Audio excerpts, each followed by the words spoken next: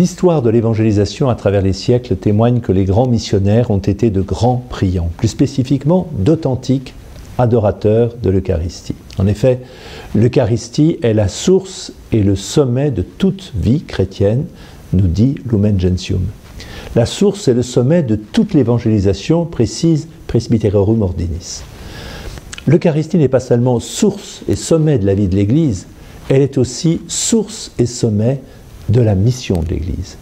Une Église authentiquement eucharistique est une Église missionnaire. Aussi, la nouvelle évangélisation devra-t-elle s'ancrer dans un véritable renouveau eucharistique et en particulier un renouveau de l'adoration eucharistique. Au début de l'année 2020, le pape François nous invitait à entrer dans le mystère de l'adoration pour la fête de l'Épiphanie et il disait ceci: « Aujourd'hui, chacun de nous peut se demander, suis-je un chrétien adorateur ?» L'Eucharistie n'est pas seulement un souvenir de la personne de Jésus.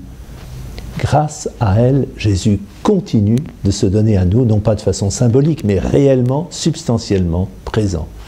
Ce qui doit nous donner la conscience vive que nous sommes devant le Christ lui-même. Et là, j'emploie des mots de Jean-Paul II. Cette présence réelle de Jésus perdure autant que subsistent les espèces eucharistiques. En raison de cette permanence, l'adoration du Saint-Sacrement constitue une rencontre personnelle, un face-à-face, à hauteur de visage, entre Dieu et l'homme. Dieu ne donne pas quelque chose, il se donne lui-même. L'adoration ne peut être considérée indépendamment de la messe. Elle en est la prolongation et le premier fruit de l'adoration sera aussi de nourrir la faim de communier. Et on le ressent tout particulièrement dans ce temps de pandémie où beaucoup sont privés de la messe.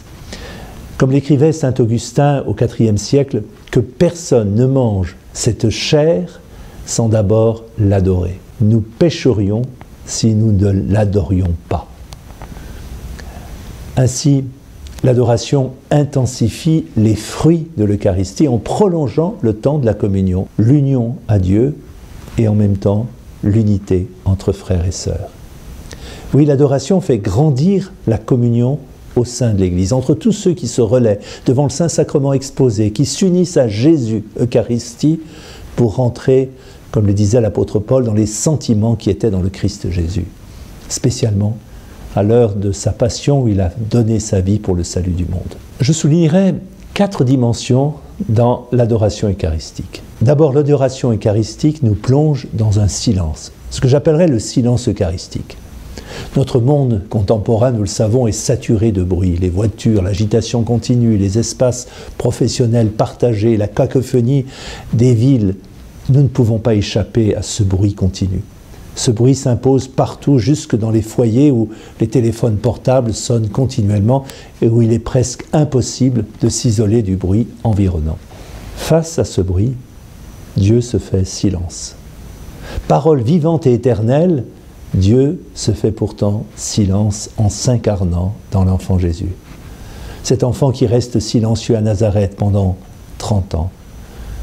Jésus se tait devant ses accusateurs à la fin de sa vie, et c'est silencieusement qu'il meurt sur la croix et qu'il est mis au tombeau. Eh bien, dans l'hostie, il se tait encore. Certains s'éloignent de Dieu à cause de son silence apparent. C'était Léon Bloy qui s'exclamait « pas de nouvelles de Dieu », en oubliant que, au contraire, le silence est le refuge de Dieu. Le silence, c'est l'habitude de Dieu, sa manière, sa présence incognito, pour laisser place à la liberté de l'homme. Toute la tradition biblique patristique nous révèle qu'on ne rencontre Dieu que dans le silence. Privé de silence, l'homme se prive de Dieu. Le silence exprime Dieu. Il est un signe tangible du sacré. Dieu travaille et agit en silence. Eh bien, dans l'Eucharistie, Dieu s'approche de nous par son silence. Ce silence de Jésus dans l'hostie n'est, comme à Nazareth, sur la croix, que douceur, bonté, humilité. Le Christ silencieux, dans le Saint-Sacrement de l'autel, se donne à tous. Devant le tabernacle, au pied de l'ostensoir, chacun a la possibilité d'être écouté. Tel est le sens du silence eucharistique. Tout à la fois, Jésus s'offre et Jésus accueille. En particulier, il accueille le silence de ceux qui sont sans parole. Il investit par son silence de communion, d'offrande au Père, tous les silences, ceux de nos doutes, de nos peurs, de la honte liée au péché, de l'ignorance, de l'incompréhension. Il vient ainsi profondément habiter notre intériorité, la part indicible de notre vie. Le silence de l'homme à l'adoration se veut une réponse de toute notre vie au silence divin. Mais que dire à Jésus dans le silence de l'adoration?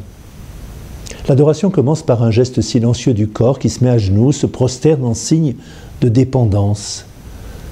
Comme les rois mages se sont prosternés devant l'enfant Dieu dans l'humble crèche. Faisons de même, car c'est le même Jésus dans l'hostie. Sans adorer, disait le pape François, on ne connaît pas Dieu. Lorsque nous nous mettons à genoux, nous offrons ainsi toute notre personne, notre esprit pour le connaître, notre cœur pour l'aimer, notre volonté pour le servir, notre corps pour le glorifier. Dans notre imperfection, nous nous unissons à l'adoration silencieuse de la Vierge Marie à Bethléem, à Nazareth, au Calvaire, ainsi qu'aux adorations des saints, des anges, à travers l'histoire de l'Église. Notre silence dans l'adoration est action de grâce. En adorant, rendons grâce à Dieu pour l'amour immense de Jésus pour tous les hommes, pour nous-mêmes en particulier. Remercions-le de nous recevoir près du tabernacle à toute heure du jour ou de la nuit. Exprimons notre gratitude au Père de nous avoir donné son Fils bien-aimé. Exprimons notre action de grâce au Saint-Esprit de l'avoir incarné de nouveau sur l'autel par le ministère du prêtre pour chacun de nous personnellement, pour notre salut, pour notre paix. Notre silence dans l'adoration est non seulement action de grâce, mais aussi réparation. Et voici que dans l'adoration eucharistique, nous sommes devant lui, nous demandons pardon, nous demandons réparation pour tant d'indifférence de la part des hommes, nous demandons pardon pour nos propres infidélités. Notre silence dans l'adoration est encore supplication. Nous supplions Jésus pour l'Église, pour les prêtres, pour les consacrés, pour les familles, pour les pécheurs. Nous pouvons nous exprimer avec simplicité face à lui en formulant simplement nos demandes. Demandons-lui en l'adorant tout ce dont nous avons besoin. L'adoration nous fait encore entrer dans une autre dimension de notre relation avec Dieu. Dans l'adoration eucharistique, nous entrons dans la beauté de Dieu. La beauté de Dieu se dit à travers l'hostie. Esthétiquement, l'hostie ne présente aucune caractéristique qui puisse en faire un objet de beauté apparente. L'hostie consacrée à l'aspect ordinaire d'un morceau de pain azime. Regarder ce pain consacré dans l'hostie lors de l'adoration peut même nous paraître difficile, aride. Quel doit être notre regard dans l'adoration? Regarde-t-on l'hostie comme on regarderait un beau paysage ou un tableau de maître? Peut-on parler de beauté de l'hostie? En quoi ce mot de beauté que nous appliquons à des réalités terrestres peut-il concerner l'hostie? Je dirais que la beauté de l'hostie, c'est la beauté même de Dieu. Une beauté si haute, si éblouissante que Dieu choisit justement de la voiler à nos yeux. Cette beauté divine de l'hostie, loin d'être froide, inerte, rayonne de l'intérieur de l'action bienfaisante de Jésus hostie, action qui s'exerce sur nos âmes comme un soleil. Plus encore que l'art, la beauté de l'hostie nous illumine, nous réchauffe, nous console, nous transforme. Cette hostie ronde, circulaire, se compare effectivement à un soleil. Le Père du ciel lui-même se confie à Catherine de Sienne en disant « Ce corps eucharistique de mon Fils est un soleil » que met en valeur l'ostensoir. Cet ostensoir qui a souvent une forme de soleil, effectivement, pour nous rappeler ce rayonnement de l'hostie. Les choses profondes sont toujours préparées et enveloppées par une certaine obscurité. Les étoiles n'apparaissent que dans la nuit.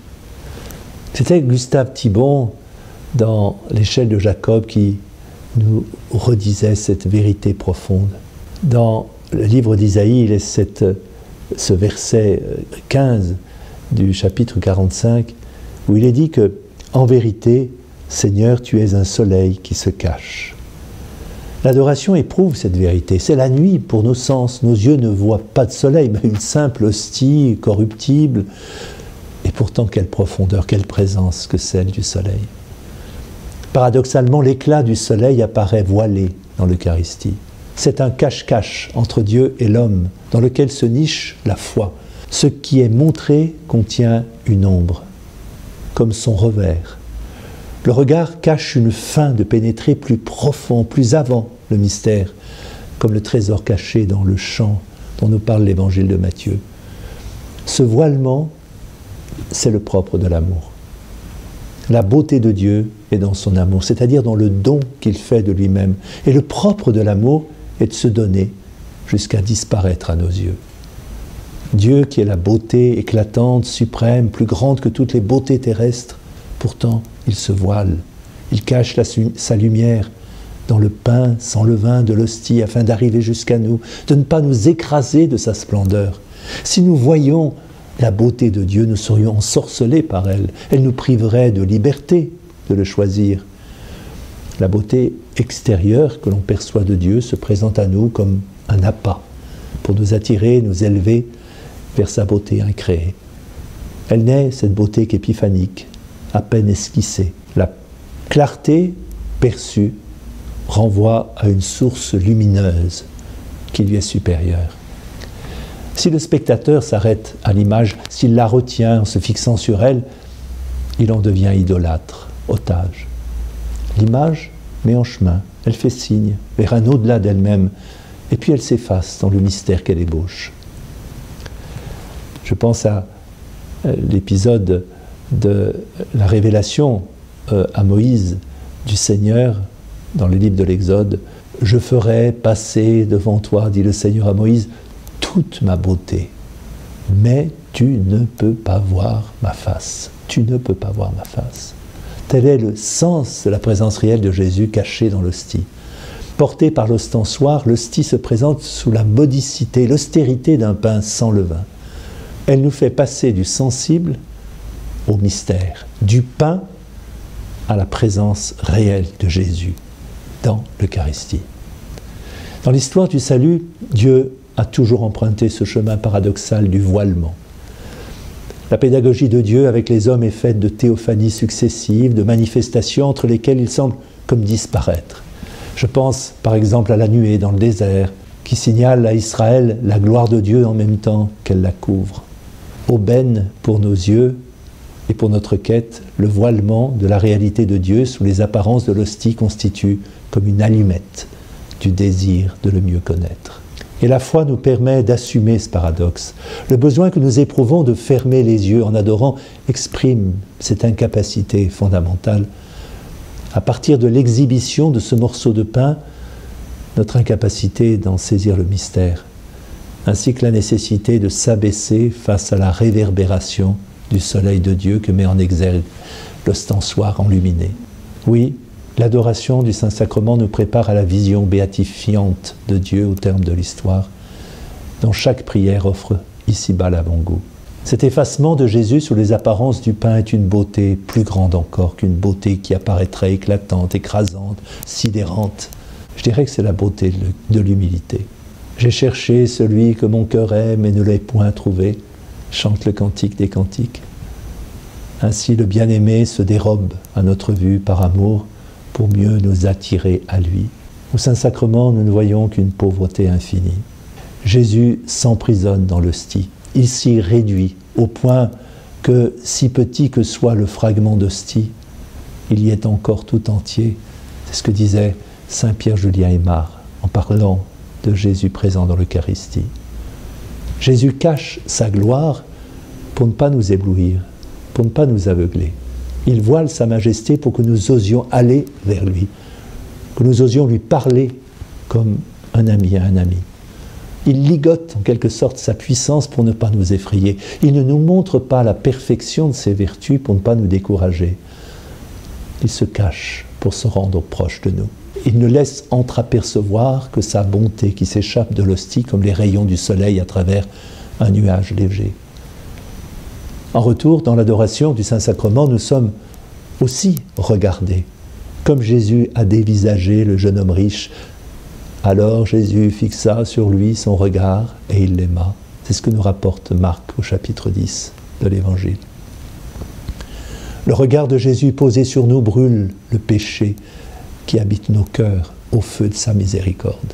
Lorsque nous l'adorons dans l'hostie, Jésus pose réellement son regard sur nous, nous brûle de l'intérieur de son amour.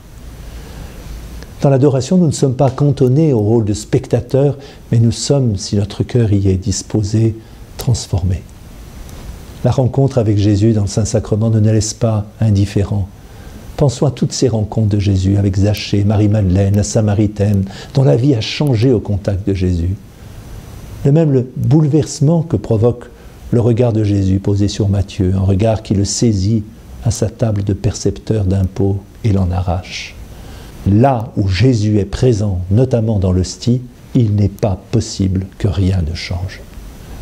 L'Eucharistie, et pour reprendre cette belle expression de Saint Jean-Paul II, dans l'Église vit l'Eucharistie, l'Eucharistie est une force transformante, disait le Saint-Pape. Oui, l'Eucharistie est le gage de notre espérance. Un monde nouveau peut advenir à partir du Christ, lui qui fait toutes choses nouvelles.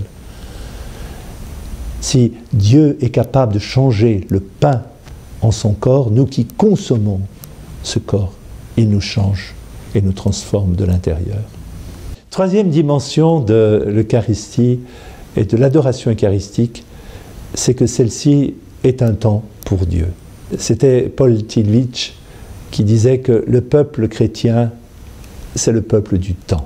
Un peuple qui ne se constitue pas à partir d'un territoire à défendre, d'un patrimoine à faire fructifier, mais qui trouve son unité dans le Christ et qui se fonde sur une promesse énoncée par Dieu, de nous retrouver au ciel avec lui. L'unité du peuple chrétien s'inscrit dans le temps de l'Église et au ciel, dans l'éternité de Dieu. Ainsi, il y a une relation particulière du chrétien avec le temps passé, présent et futur, et qui prend tout son relief dans l'adoration eucharistique. L'adoration, c'est un temps pour Dieu, un temps avec Dieu, un temps en présence de Dieu, un temps habité par notre présence à celui qui se rend réellement, substantiellement présent à nous dans l'hostie consacrée. Pâques est pour un chrétien au centre, au sommet du temps. La messe n'est pas une simple commémoration, mais elle introduit les fidèles dans une réalité nouvelle. La messe est vraiment un sacrifice. Elle a été instituée par Jésus le soir du Jeudi Saint pour rendre son sacrifice perpétuellement présent jusqu'à la fin des temps. Elle reproduit de façon réelle et certaine ce qui s'est accompli sur la croix. La messe, mémorial sacrificiel dans lequel se perpétue le sacrifice de la croix, cette vérité se prolonge dans l'adoration eucharistique. La monstrance de Jésus dans l'ostensoir, autrement dit en quelque sorte la démonstration de Jésus-Christ où l'on fixe sa présence après la fraction du pain, n'est pas un souvenir ému, mais un acte de mémoire vivante, active, un acte sacramentel, liturgique qui constitue et régénère l'Église à chaque messe. Ainsi, l'adoration eucharistique oriente notre temps personnel ecclésial vers la Pâque du Seigneur. L'adoration eucharistique, mémoriale de la mort, de la résurrection du Christ, nous permet de nous concentrer sur Jésus, hostie, qui vient de se donner à nous comme du sommet de la croix.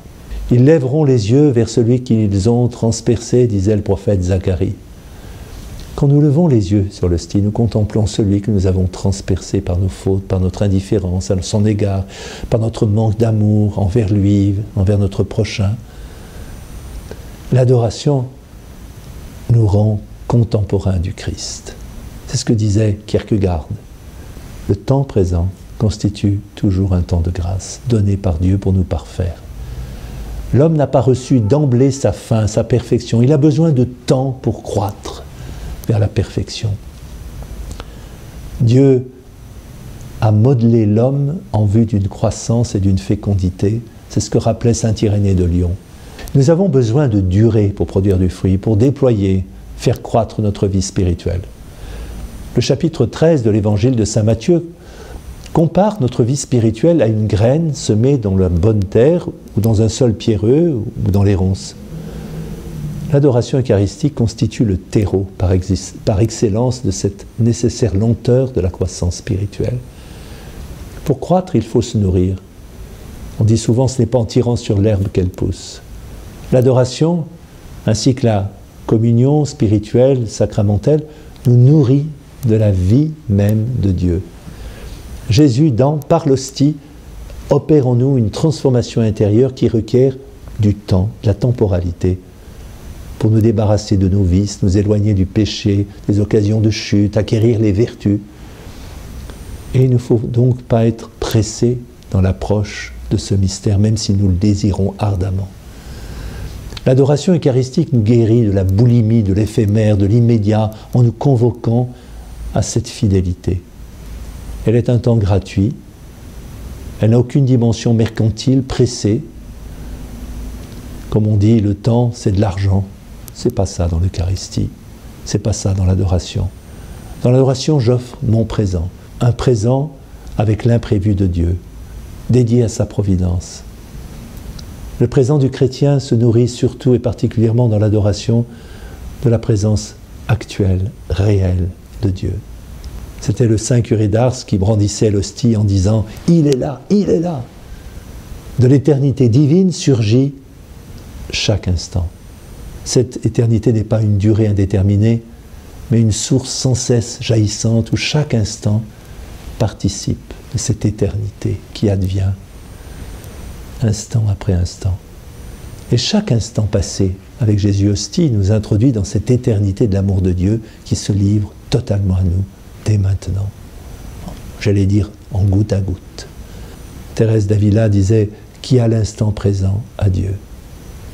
Puisque Jésus, Verbe éternel, vivant dans l'éternité de Dieu, est présent réellement dans l'Eucharistie, on pourrait dire en quelque sorte que le ciel descend sur la terre. Alors, oui, prenons le temps d'aller visiter Jésus au Saint-Sacrement de l'autel. Que fait le Seigneur dans le Saint Tabernacle ? S'interrogeait le curé d'Ars et il disait « Il nous attend, il nous attend ». Oui, l'adoration du Saint-Sacrement constitue un temps de fidélité, d'amour, un rendez-vous d'amour avec Dieu lui-même, qui dans sa transcendance veut s'unir avec sa créature. Je pense, en évoquant le curé d'Ars, à cet épisode où le curé d'Ars interroge un jour un vieux paysan qui passait de longs moments à l'église, et Saint Jean-Marie Vianney lui demande comment il faisait dans sa prière. Et voici ce que va répondre cet homme, « Monsieur le curé, je ne lui dis rien. Je l'avise et il m'avise, je le regarde et il me regarde. » L'adoration eucharistique révèle une dernière dimension, la dimension de l'espérance. L'adoration eucharistique nous fait entrer dans la fin des temps. Crise écologique, crise identitaire, culturelle, économique, sanitaire, avec le Covid-19, le monde que nous connaissons semble de plus en plus confronté à ses propres limites. Chacun d'entre nous, à la fois malade et médecin, tente d'ausculter, selon le mot de Péguy, ce grand cadavre mort du monde moderne. Ce cadavre qui lutte pour effectuer sa mue. Notre diagnostic pourrait virer au catastrophisme avec tous les prophètes modernes du déclin qui prospèrent sur les plateaux de télévision en nous convainquant que le monde collapse inexorablement. Oui, nous avons pu prendre conscience de nos limites à l'occasion de cette pandémie qui a mis à mal notre système de santé, mais également a gravement impacté notre économie, a bouleversé notre quotidien. Effet collatéral de l'accumulation et de la performance comme des horizons suprêmes de l'existence humaine et du déni de toute possibilité d'échec, cette pandémie nous a convoqués à l'humilité, nous a ramenés au réel par un retour obligé aux fondamentaux de l'existence, à, je dirais, cette densité mystérieuse, tragique de notre condition humaine. L'Église porte une dimension prophétique vis-à-vis des défaites du monde qui s'exonèrent de Dieu. Sa mission, c'est de réveiller les cœurs, les consciences. Contrairement au devin, le prophète ne croit pas au destin inéluctable, mais à une difficile liberté à reconquérir sans cesse sur nos idoles. Et l'Église doit assumer une posture de résistance face à toutes les dictatures morales, médiatiques, étatiques, qui se fondent souvent sur des peurs, des résignations ou l'absence de consentement. Alors que la collapsologie nous engage vers un futur incertain en raison de son fatalisme, la foi, elle, nous confirme dans une espérance réelle qui a Dieu pour horizon. L'hostie est adorée entre le moment de la consécration et le moment de sa consommation au cours de la célébration de la messe. Malgré son apparence circulaire, il s'agit en réalité d'une hostie qui était rompue. Une hostie fragmentée signifie cette dimension sacrificielle de la scène de Jésus. Dans le rituel de la Pâque juive, la fraction du pain symbolisait les souffrances du peuple de Dieu asservi par les Égyptiens. De même, le jeudi saint, le Seigneur remplit le pain consacré pour le donner à ses apôtres. Il renouvela ce geste devant les pèlerins d'Emmaüs. C'est lors de cette fraction du pain que ces derniers reconnurent le serviteur souffrant mort sur la croix. Et à la messe, cette fraction de l'hostie symbolise, exprime les souffrances du Christ qui assume celles du monde. Que la vie puisse renaître du sacrifice et de la fragmentation constitue le mystère de notre foi chrétienne. L'efficacité du sacrifice réside dans le pouvoir du Christ de réconcilier l'homme avec Dieu, grâce à l'adoration de Jésus envers son Père. Le sacrifice du Christ est cause pour nous de l'espérance. Chaque messe et chaque temps passé devant le Saint-Sacrement de l'autel constitue une vraie réconciliation avec Dieu et avec notre vocation.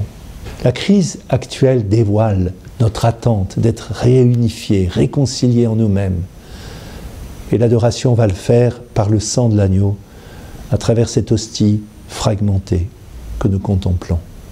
Face à l'effondrement humain et spirituel de beaucoup de nos contemporains, la messe s'offre comme un lieu d'espérance, de guérison. L'adoration est la réponse ultime de Dieu face à la fragmentation de l'univers. Cette communion fraternelle s'accomplit dans la liturgie par une transformation profonde qui se nomme la transsubstantation. Face à tous les fatalismes, face au scepticisme, aux résignations qui doutent que le monde puisse changer, l'Église proclame par l'Eucharistie que notre vie, notre monde sont appelés à se convertir. Cette œuvre s'opère dans le sillage de la transformation opérée dans et par l'Eucharistie lorsque le pain devient le corps du Christ. Le livre de l'Apocalypse se distingue d'une part les créatures célestes et les compagnons de l'agneau qui adorent Dieu, et de l'autre les nations et la terre qui adorent la bête. C'est la question que pose Saint Jean, qu'il nous pose. Vers qui l'adoration va-t-elle se porter? Vers celui qui siège sur le trône ou vers la bête qui veut régner à la place de l'agneau? Lorsque Moïse redescend de la montagne avec les tables de l'Alliance, le peuple adore un veau d'or. Voyant cela, Moïse va tomber à terre, se prosterner pour adorer lui, le vrai Dieu. L'adoration se distingue de l'idolâtrie, car l'adoration se rapporte à Dieu seul et ne peut être revendiquée par aucune créature. Si l'homme n'adore pas Dieu, il sera tenté de se prosterner devant d'autres divinités ou idoles, car l'homme ne peut pas vivre sans adorer. La lumière voilée de l'hostie nous révèle la splendeur du Dieu qui nous attend. Dans le livre de l'Apocalypse, l'agneau adoré est à la fois la victime et le chef glorieux qui revient dans la gloire. L'adoration eucharistique manifeste notre espérance de cette vision glorieuse de Dieu au ciel.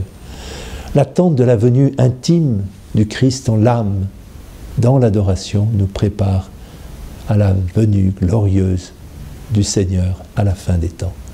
Dans l'adoration de l'hostie, les hommes se trouvent comme en quelque sorte incorporés à la liturgie du ciel à laquelle ils participeront dans l'éternité. Cette liturgie est chantée dans le cantique nouveau, digne et l'agneau est gorgé de recevoir la puissance, la richesse, la sagesse, la force, l'honneur, la gloire, la louange. Nous retrouvons ces mots dans le livre de l'Apocalypse. L'adoration rendue à l'agneau par les hommes sur terre et l'adoration rendue à celui qui siège sur le trône constituent une même adoration rendue à Dieu. En rendant gloire au roi des rois dans l'adoration eucharistique, les chrétiens en quelque sorte prennent part dès ici-bas à la louange perpétuelle qui sera la leur au ciel. Ainsi, l'adoration nous place dans une tension. Le Seigneur est là et il vient. Comme le chante l'Écriture, l'Esprit et l'Épouse disent « Viens », que celui qui entend dise « Viens ». Amen, viens Seigneur Jésus. C'est en ces termes que le livre de l'Apocalypse nous fait attendre la venue du Seigneur. Et ce « nous attendons ta venue » répété à la messe après la consécration atteste clairement de cette intention eschatologique du repas eucharistique comme confirmation, anticipation des nouveaux cieux et de la terre nouvelle du royaume de Dieu. Ainsi, la présence réelle du Christ dans l'Eucharistie renvoie les chrétiens à la venue du Seigneur dans la gloire. L'adoration fait grandir en eux ce désir de ce second avènement, du festin des noces de l'adieu vainqueur dans la Jérusalem céleste. L'Eucharistie est une source d'espérance pour notre monde dans l'attente du retour du Christ en gloire, de ce festin nuptial auquel nous sommes tous appelés depuis le jour de notre baptême. Ainsi, le chrétien est député à l'espérance. Plus on possède Dieu, plus on veut le chercher. Il est toujours au-delà de ce que nous atteignons et il requiert sans cesse de notre part de nouveaux progrès. L'erreur serait de nous arrêter. Bossuet écrivait « Je n'aime pas Dieu de toutes mes forces si je n'aime pas mieux demain qu'aujourd'hui, si le jour d'après je n'augmente pas mon amour. » L'amour de Dieu se nourrit de la difficulté même de ce que l'on entreprend pour lui, de la fidélité à guetter son passage. Je pense aussi à cette réflexion de Maximilien Kolbe. L'âme fervente désire toujours présenter de nouvelles preuves de son amour. L'adoration eucharistique est un chemin de croissance, d'amour de Dieu, d'amour de l'Église, d'engagement missionnaire que le Christ nous propose d'emprunter pour aller avec lui, pour aller plus vite, plus loin, plus profond. L'adoration conduit à un abandon, au détachement de nous-mêmes, à tout ce qui en ce monde nous retient. Elle nous invite aussi à quitter ce désespoir qui nous ronge face à l'état de notre monde, désespoir orgueilleux qui nous empêche de tout recevoir de Dieu. Ainsi, dépossédés de notre désespoir même, il ne nous restera rien d'autre que cette vertu d'espérance qui, malgré les apparences parfois contraires, tire le monde vers sa fin, c'est-à-dire vers Dieu, vers la vie éternelle, et non pas vers l'anéantissement de toute chose.